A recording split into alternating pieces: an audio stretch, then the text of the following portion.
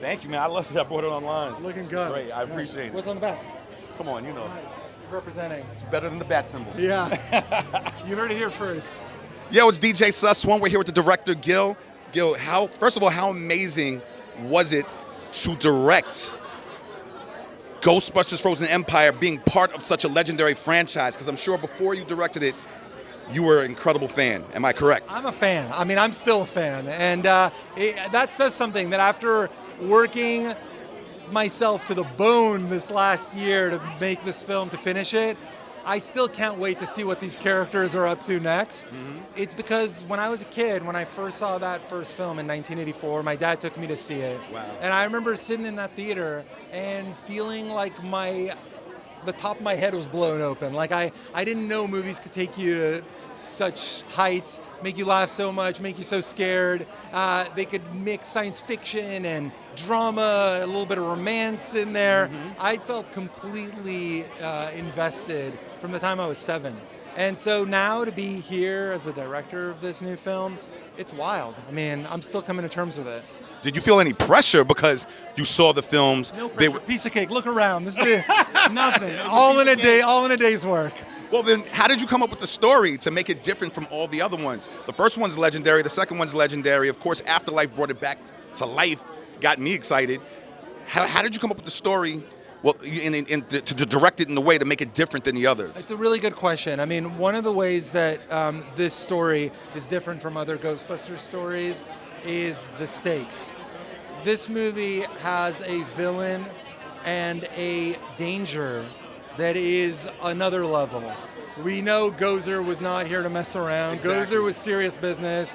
Vigo was here. He was taking names and was not going to be good for the city of New York.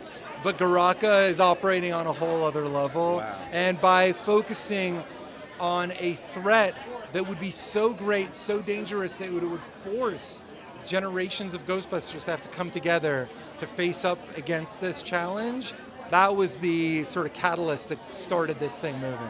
Was it difficult keeping the balance that it's always had, from comedy to horror to drama to everything? When I saw the trailer, it seems like it's going to be a lot more scariness to it, I think.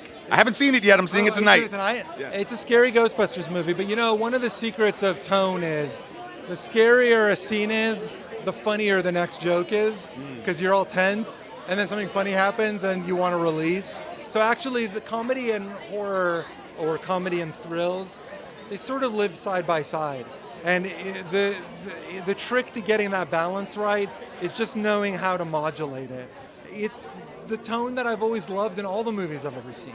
You know, movies in the 80s that we grew up on weren't afraid to make kids scared, make their parents scared, and then put up something that was funny and truthful and honest. That is the place I want to live as a filmmaker, and Ghostbusters lets you do that.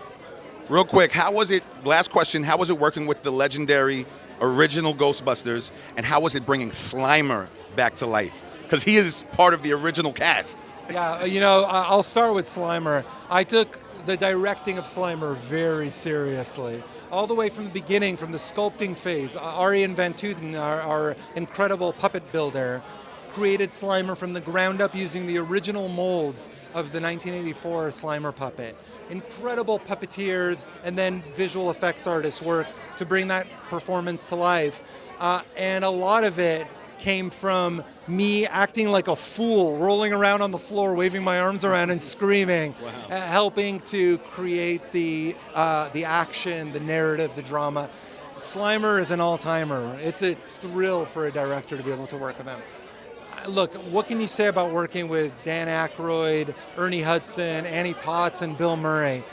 These are actors who were in movies that shaped the way that I approach movies. It's like working with film gods, if you ask me. Absolutely. It's like, you know, I'm famously bad at sports analogies, but it's like if you're just starting out at a sport and you're working with this like dream team of the greatest athletes in whatever your field is, all in one very high stakes game. That's what it felt like. But also, these guys love Ghostbusters. They love their characters. I've known a few of them for years, and I love them, I care about them, and want to do right by them. Sorry, I have to pull him Cool. Thank you. We appreciate you for bringing this franchise back to life. Love.